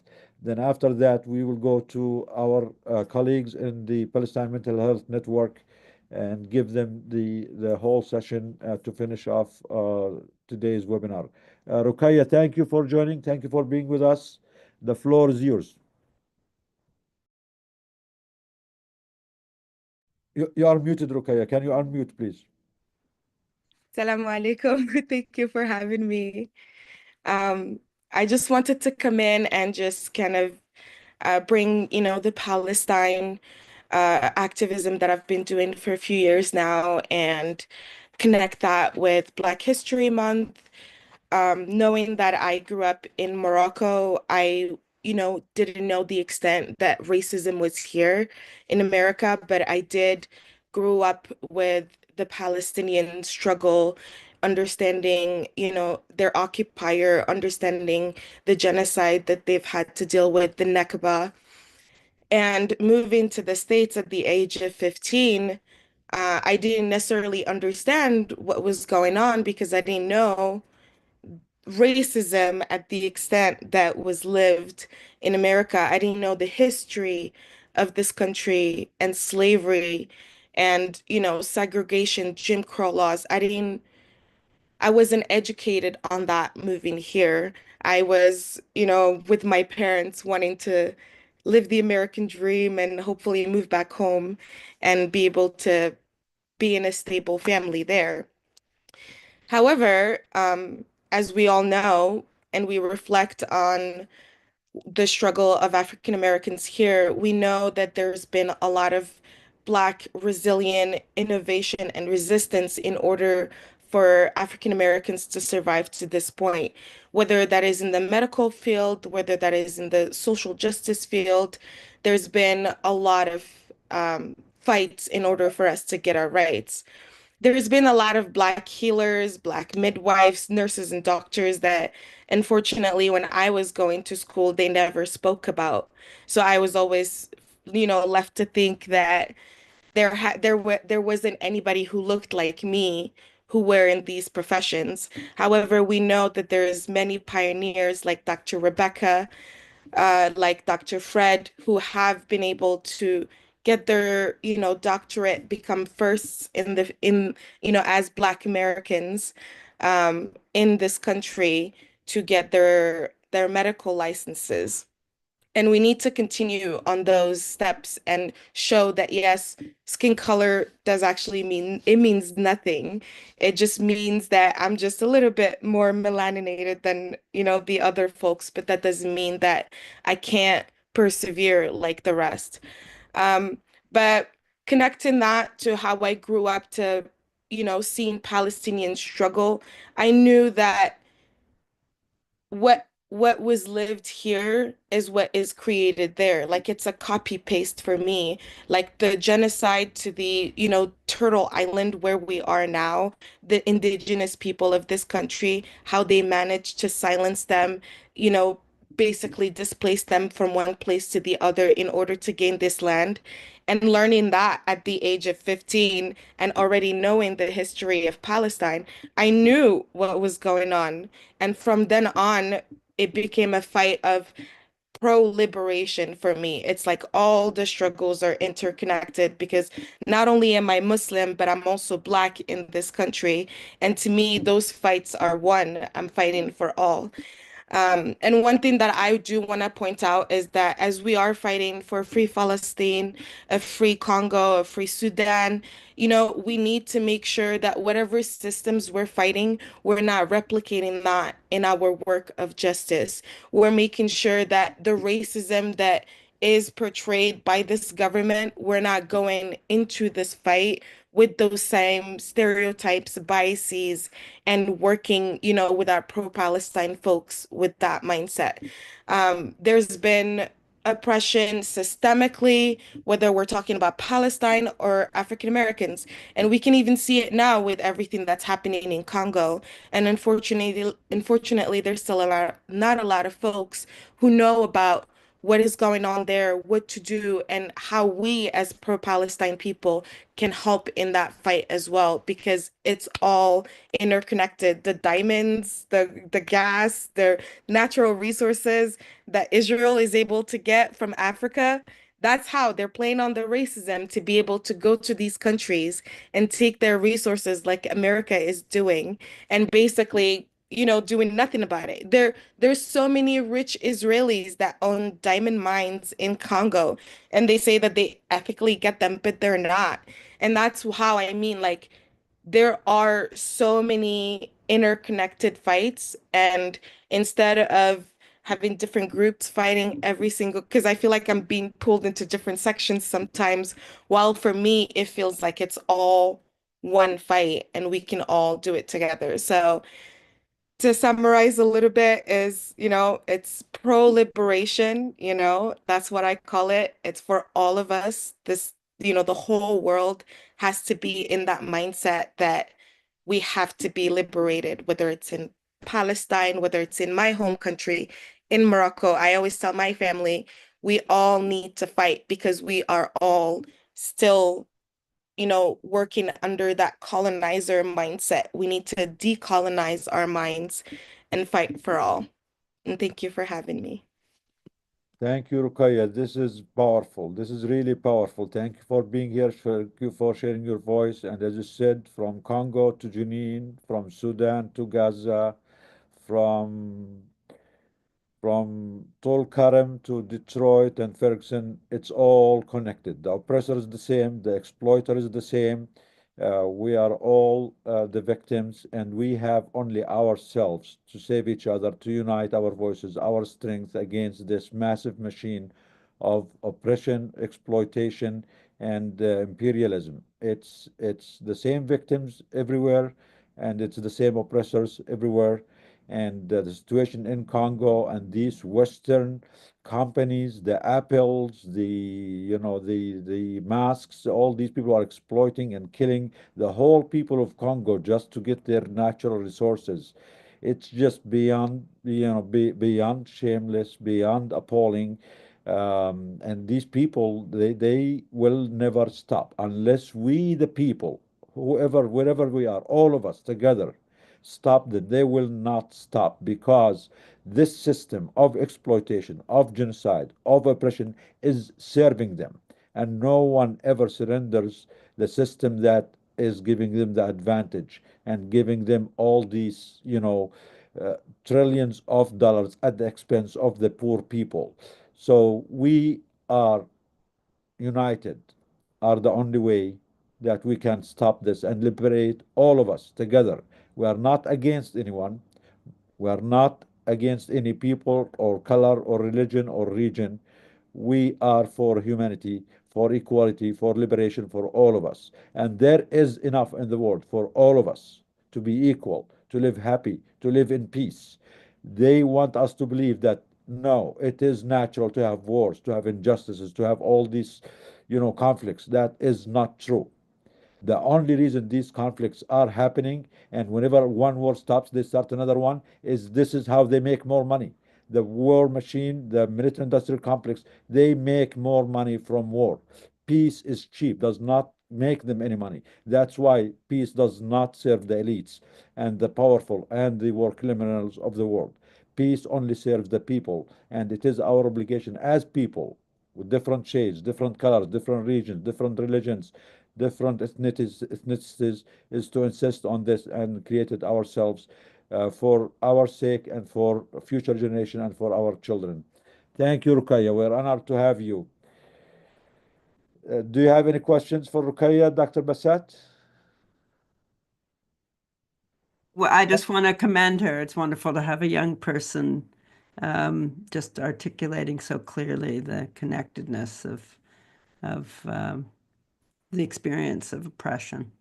So it seems that Ruqayya is hijabi and black and Muslim. I mean, all the things All that of them, gives you right. advantage, which makes you the much more beautiful and unique and strong. So look at it in the positive way, because your strength is a testament that you can have all these things that they can take against you and still be proud, be powerful, be beautiful, be smiling, and stand and speak the truth every day. So you're an I say inspiration for all of us. Alhamdulillah every day. And you speak Arabic, which adds more problems to you. Yeah. Thank you, Ruqayya. Now we go to Dr. And our colleague, Dr. Lama Khouri from Palestine Mental Health Network with her colleagues. And I think Dr. Hawash is here. You can introduce them. I'll actually let Lama introduce her group. And thank you so much for being so patient and waiting for us. Our webinars tend to run very long because we cover a lot of things. So Lama, please. Thank you very much, Dr. Karam. Habibti, thank you. Thank you. It's always an honor to be here for all the and for everyone who just shared. I'm going to talk about sick from genocide. So I represent something called, let me read to you. Well, first of all, I want to read what I wrote maybe. So Dr. Karam is going to post something in the chat which has links for you to use to register for Sick from Genocide. I'm here to talk about an initiative, a joint initiative between Doctors Against Genocide and the Palestine Mental Health Networks, which is Sick from Genocide. So I'll tell you briefly about the Palestine Mental Health Networks. We are mental health professionals in 25 countries. Now we are 25, and on every continent. We all have a shared commitment to supporting Palestinian freedom. Our networks focus on advocacy, activism, and education, using our expertise to resist oppression and amplify Palestinian voices in the field of mental health.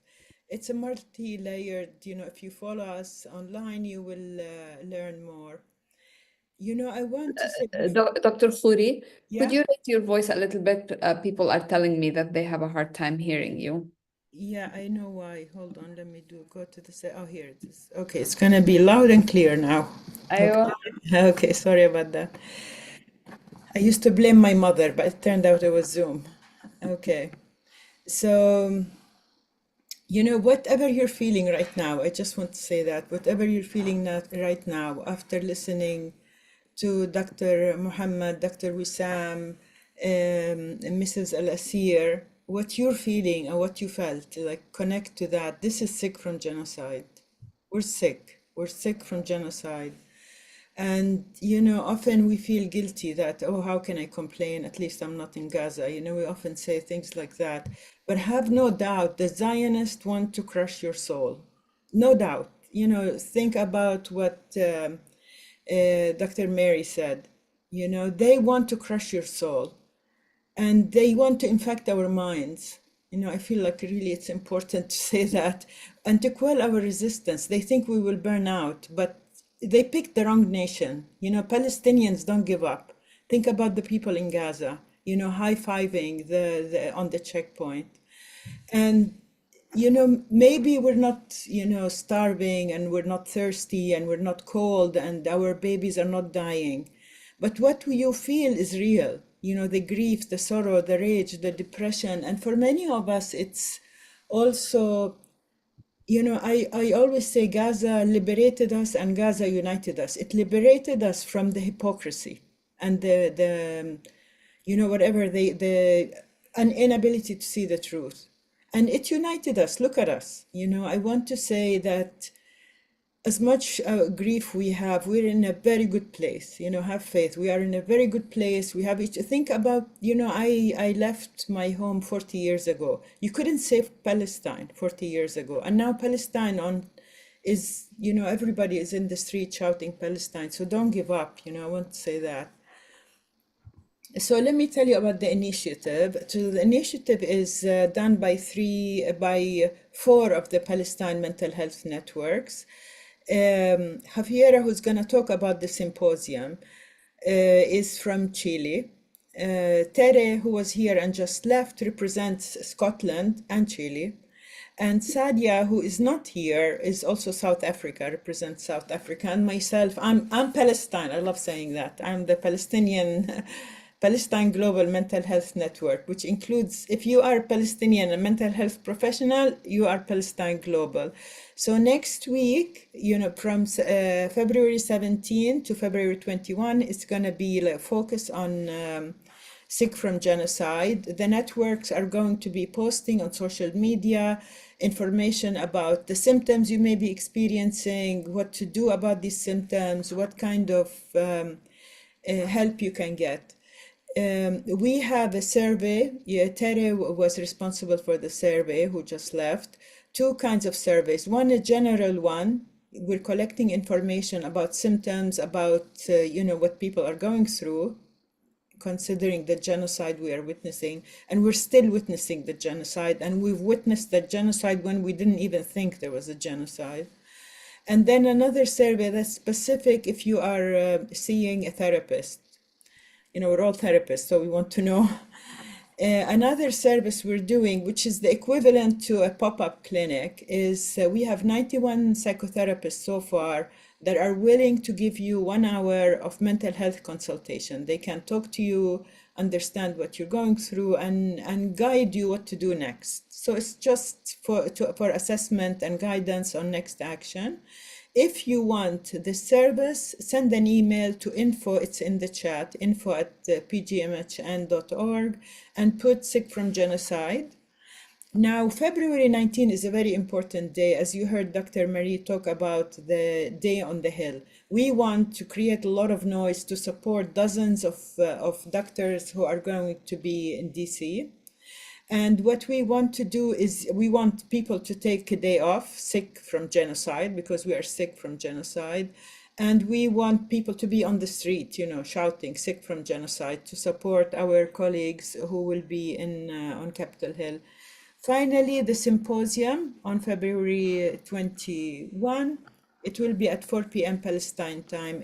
There's a link in the chat and you can learn more. So I'm gonna give the floor to Javiera to talk about the symposium. Hi everyone. So the 21st February, we are organizing this symposium, which will have 6 panelists from every continent who are invited to share their experiences and also some advices as mental health workers. And they will talk about how they have been impacted by this genocide as workers, as mental health workers. There will be from South Africa, South America, Australia, Indonesia, Palestine, and Sweden. I don't know what else to share. Just invite you to be there and keep reuniting our forces in all the world to this liberation. Thank you, Happy. Thank you. Keep talking, keep posting, keep sharing, and never stop believing Palestine will be free. Thank you. Thank you so much, Lama. And we continue to hold the sick from genocide locally as well in our cities and our towns. And the idea is that as we are experiencing the symptoms of being sick from genocide that consist of feeling anxious, having trouble sleeping, having trouble enjoying daily life, having flashbacks of images from what we have been exposed to, pictures of children being decimated, and the images that Dr. Muhammad has described so well. as we experience all these symptoms and all these signs, what we do about it is that we organize to end the genocide. And how do we end the genocide? Genocide thrives on apathy and thrives on the society being uninterested in ending it. And that is why we need grassroots change and grassroots efforts and to mobilize each other and mobilize our communities. And that is the essence of Doctors Against Genocide. So we continue to do that and we continue to explore our options. We are not static. We are not stuck with one step and not anything else. We continue to evolve. We have the Not Another Child, Not Another Hospital campaign. We have the Sick from Genocide campaign. Our sister campaign that Dr. Khoury described is No Child a Target, that is also ongoing. And we need every one of you to help us and work with us, and in solidarity to all of you. Yeah, thank you, Dr. Hawash. As you mentioned, the most powerful weapon the oppressors and the war criminals have is the silence of the masses. That is their power. As long as the masses, whether United States or Europe or all over the world, are silent, apathetic, and everyone just minding their own business and leaving the vulnerables to be picked on, every group here, one group there, one group there, and they use us as small groups to take advantage of us and to continue their exploitation and oppression, then they will continue to have the power to do so. But as we all unite with all our causes, with all our voices, with all our numbers, wherever we are, whoever we are, then we can reclaim our power and we can create a better world for all of us, even for them, because I really feel sorry for them because they are sick. They are sick and they are not living a life that is worth living. So please, everyone, join us, speak up more, join our groups, sign up on Doctors Against Genocide, join on social media, share your ideas, your suggestions, share our posts, our campaigns, join us on the Hill. With all of us together, working together, we can make a difference. No one alone, none of us alone can do that. And if we continue to be divided, just listen to Mr. Trump, to the new fascism peeking its head again and against all of us and putting our future and our existence now and in the future at risk. The humanity deserves more, we deserve more, and we need to claim that. Thank you, everyone, and inshallah, we'll see you all next week. Do we have anything else, Karama? Thank you, Doctor. I was just looking at some of the questions to see if we can answer them before the end. So there is a question about any communication regarding Dr. Abu Safiya.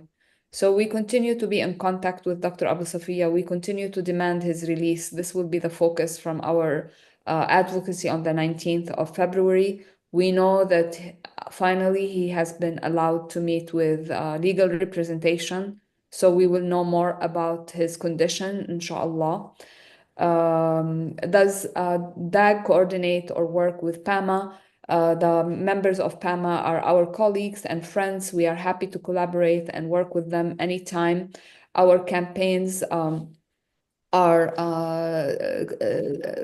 DAG campaigns. We work with Rahma International, who have been our partners on the ground. We know them on a personal level, and they have been very reliable in getting our aid to Gaza.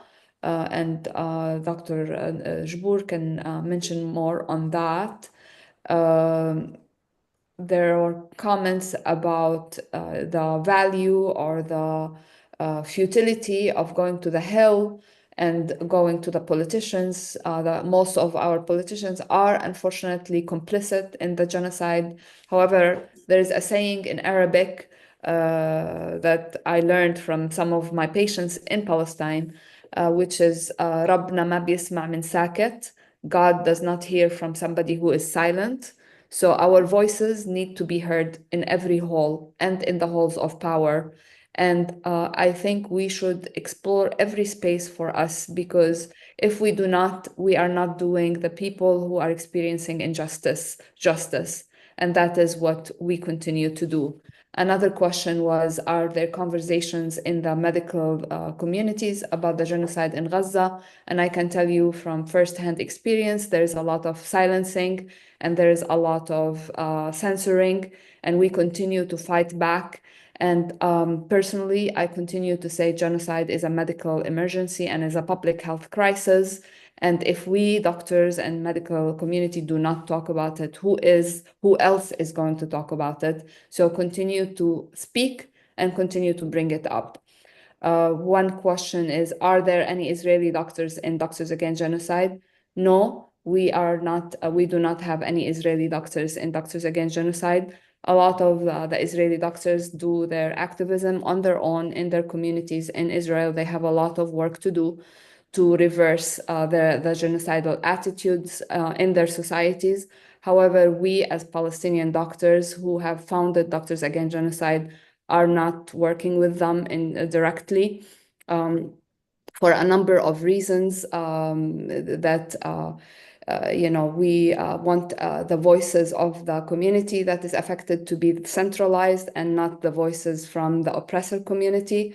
And we do that in every with every community that we work with. So the answer is simply no. Yes, I think we went through most of the Yeah. So, I mean, regarding the question about the Israeli doctors, unfortunately, the Israeli healthcare community has been complicit and part of this genocide. The Israeli Medical Association never sanctioned any doctor, even those who aided in the torture of the Palestinian detainees in SD Terman, and the torture and murder of children and even rape of children. So they did not discipline any Israeli health professional who is part of this genocidal system. We did not hear any Israeli doctor or healthcare worker speak up against the genocide, unfortunately. And unless they do that, unfortunately, we're not going to cooperate with them. And if they decided to do something, they have a lot of work to do in their society against their government, against their genocidal infrastructure. That is their space, and they have a lot of work to do, a lot of things to fix. We are, on the part of the victims, and we are speaking up for the victims. We own our pain, we own this genocide, and we are going to speak up in our voice, our truth, unapologetic, and we are not seeking any uh, justification or authorization or kosherization from anyone, whether they are in Israel or anywhere else. We will speak as Palestinians, as brown people, as black people, unapologetic, and we are not waiting for anyone else to give us a stamp of approval to speak our truth and our voice with our accent, with our color, unapologetic, and we are not gonna keep justifying this. Regarding, I'm gonna. Are you done, Nidal, or you still have yeah, go something? ahead, yeah, sure. Yeah. I wanted to read a quote by Audre Lorde, who is a Black professor, a Black writer, a feminist. Uh, and the speaking will get easier and easier, and you will lose some friends and lovers and realize you don't miss them. And new ones will find you and cherish you, and at last you will know with surpassing certainty then that only one thing is more frightening than speaking your truth, and that is not speaking. So this resonated very strongly with me because, we have seen how speaking up has made us lose a lot of friends and a lot of people around us. However, we gained this powerful, strong community that is rooted in justice. Yes, we want to also be, caution people when they say, "Oh, going to the hell doesn't work. This doesn't work. This doesn't work." We need to be careful because when you keep saying this, repeating this, "Oh, nothing works," so we might as well just sit down and not speak up and not do anything. I really think this is a call for more complicity and more silence that is not helpful. to erase these systems and structures of oppression. And instead of calling for this, I recommend that people come up with better ways, better ideas, but never, never silence, never complicity. That is not an option. We can try so many things that might work, might not work, but we will keep speaking up, we'll keep working, we'll keep trying. None of the options is silence and sitting down and accepting all these crimes in our name, with our tax money, with our dollars, and with our approval. So thank you, everyone, and we'll see you all next week. Thank you, Dr. Bassett. We're an honor to see you. Dr. Wissam, thank you for being with us. Havera, thank you for being with us. And Rukaya. Thank Thank you. you. Welcome, everybody. Inshallah.